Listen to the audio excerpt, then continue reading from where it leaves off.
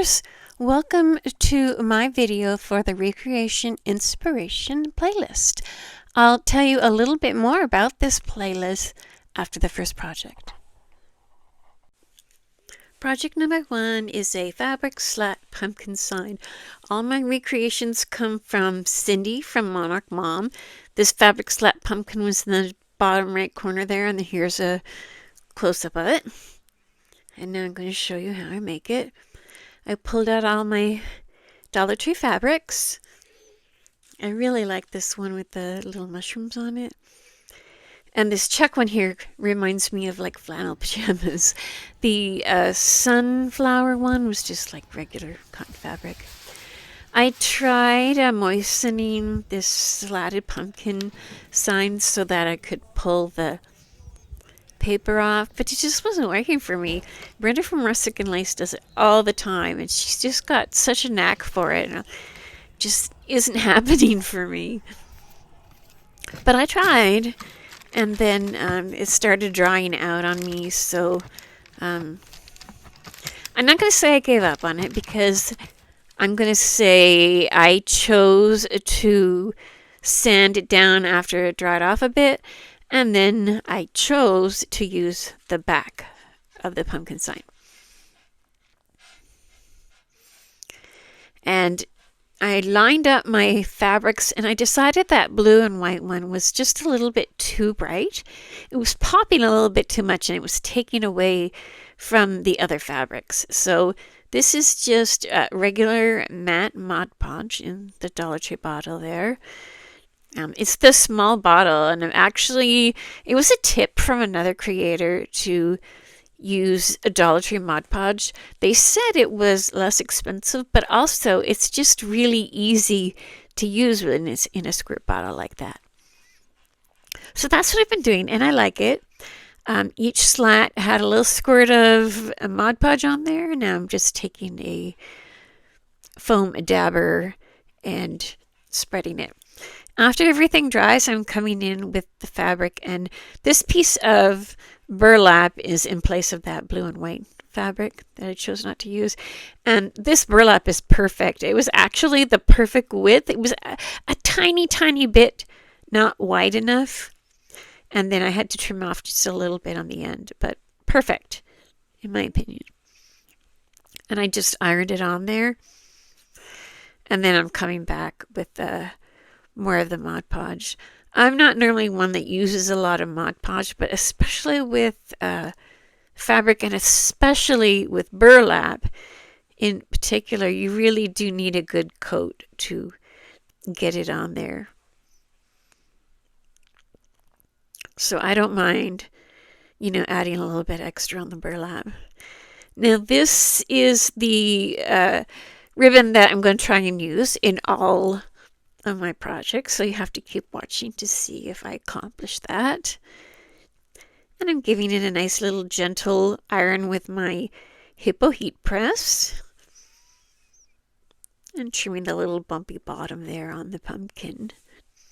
This is like the hardest part right here, just getting into the little crevices. And then I just go in with each piece of fabric and trim it to size. Iron it on with my heat press. There's what it looks like lined up. Now, the give thanks is another thing. I'm going to have give thanks or thankful in each of the projects as well. This one I want a little bit of white on. I had to cut open one of my paint tubes because everything's dried up.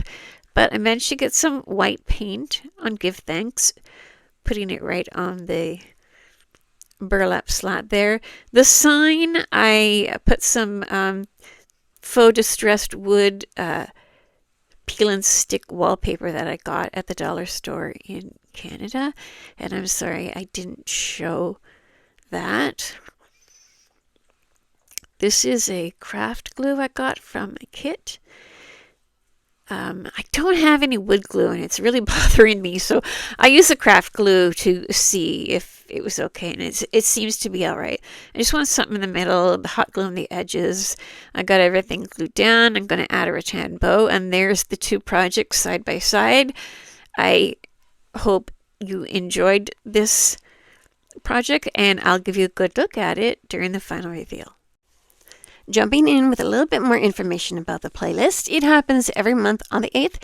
It's called Recreation Inspiration because you choose a creator that inspired you and you create one of their projects and you give them credit. Our hosts are Loli from Loli D's Creations, Katie from Lady Red Crafting, and this month's guest host is Christine from Divine Designs. Their channel links and a link to this playlist will be in my description box below. Sit back, relax, and enjoy the rest of the video. Project number 2 is a cookie sheet pumpkin sign. This one's kind of fun. It's a rustic project. There's the thumbnail from Monarch Moms, and there's a close-up of what she did. Mine is about getting the same kind of look. I know she didn't use a cookie sheet, but when I saw her picture, I thought of a cookie sheet. So that's what we're going to do. And I was going to do a little bit different, and I was going through one of my tubs, and I noticed that this home sign had that faded, sort of washed orange look to it, and I was like, oh my goodness, I have to use that. So, the pumpkin barely fits on it, but I think it's a cool look, so I did go ahead and use it, but I taped it off because, even though I like turquoise, even the washed turquoise, it was looking a little sort of fake, and crafting is kind of all about making it look crafted, right? So I painted it with the gray chalk paint. I have so many of these particular pumpkins, so I'm cutting the cookie sheet. These are Dollar Tree cookie sheets, so you buy them 2 in a package. So I'm just going to cut it to shape. I'm just going to try and do the stalk, the peduncle, but it just wasn't working out. I was running out of cookie sheet just for the width of it, so I left the stem and just put some paint on it later.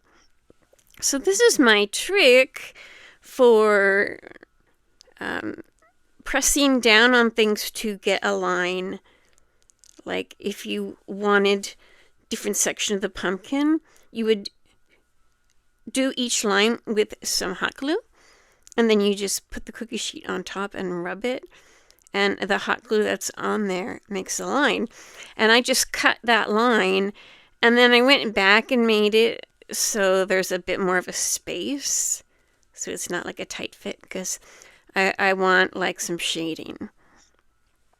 And I'll show you a little later what I mean by that.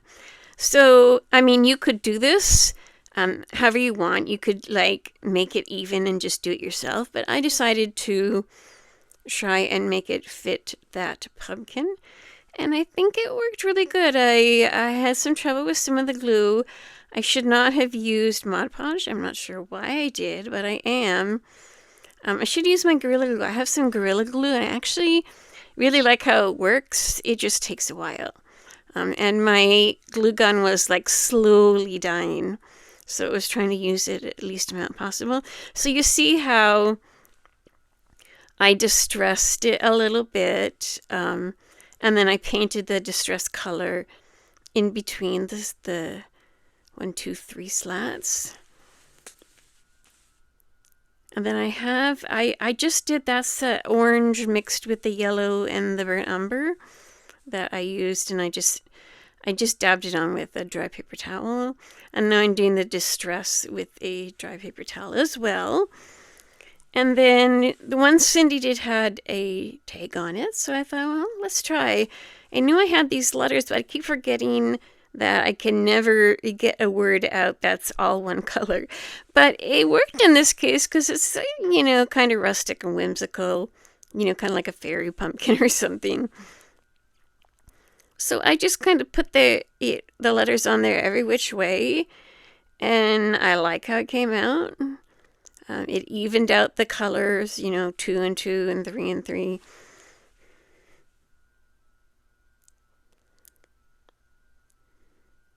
And get a little L at the end there, and now it's just a matter of figuring out where to hang it. Cindy's, I think hers was a little higher. I'm going to do mine a little lower because I'm going to have some stuff on the top there. You notice I drilled some holes there to hold the stalk of the pumpkin because there's my Gorilla Glue now. But once you use it, the stuff with the glue is moving all over the place, so it's not like staying down. So I did that to try and help it stay pressed together so the Gorilla Glue could dry and set. So I used the Gorilla Glue for the Spanish moss at the bottom, and I also used the Gorilla Glue for the thankful tag. And then the leaves, lamb's ear, that's what Cindy used on hers, and I just kind of poked them every which way. And I did go back the next morning and do a couple of dabs of hot glue, but there's my bow, and better look at the final reveal. And my third and final project for this video is a thankful pizza pan pumpkin sign. There's Cindy's thumbnail. It's one of the middle pictures there. And there's a close-up, and I'm going to try and get close to what she did there. I have a table runner that I got from Temu last year, and I'm going to cut some pieces off that to imitate the style of pumpkins that she used. So I started painting the back side of the pizza pan, or the bottom side, I guess. Realized I forgot to clean it, so stopped painting. Came with some rubbing alcohol and just rubbed it down on either side of what I painted and on the edge. I wanted to do this one upside down because I think, I mean, I see people do it, and I think it makes the rope look just better. It just makes it not straight because it's going around the curve. It helps it hug the curves of the pizza pan, brings it in tighter, because that's totally one of my pet peeves is those rope borders that aren't glued down well and they look crooked and you can tell, you know, the job was rushed kind of thing. So I did it upside down this time so my rope would look good. It's probably maybe 1/3 to 2/3 as far as the different parts of the pumpkin. Cindy from Monarch Mom DIY did, I believe she did scrap up paper on the bottom, but I have a bunch of these cork sheets, and I thought that would look really good with a black thankful word. So my word, I believe, is made out of leather. It's from Dollar Tree. I don't know if they have them this year, but I'm going to paint it darker. Here I am cutting out my pumpkins from my table runner. And then just sort of arranging them.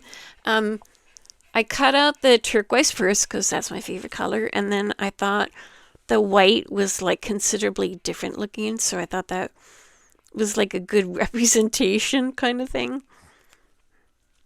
And then I had to get a sunflower in there. So it was a bit of a pain to cut that sunflower, but I love how it turned out. I love how these pumpkins and this flower turned out. Like, the look is just so real, and the shading is just so awesome. So I left a space at the top there. You'll notice I do that quite often because I love me some bows and florals at the top of my signs or my circles or my wall hangers.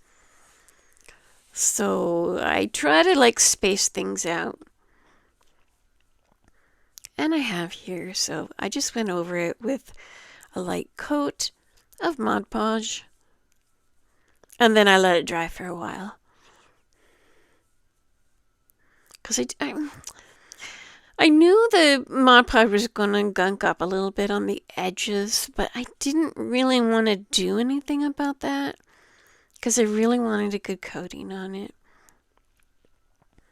So I came back and got my cork sheet on there.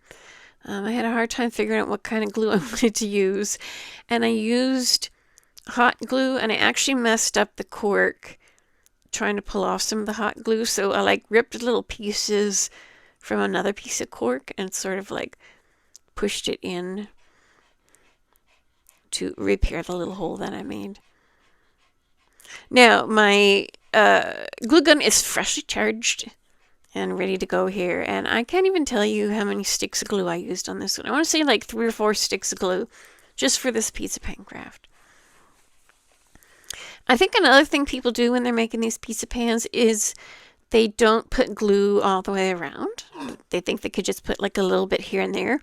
And I just don't think it ends up looking that good. So I like to put down the glue, put down the rope, hold it for a minute, and then just have to like stop and take a look at it. Make sure you like how it looks. Now this garland, I didn't even know the gold pieces were leaves because they were so scrunched up. So I did have to come in with my heat gun there for the whole garland, and then I cut off bits and pieces to make it fuller, and you'll get a good look at that during the final reveal.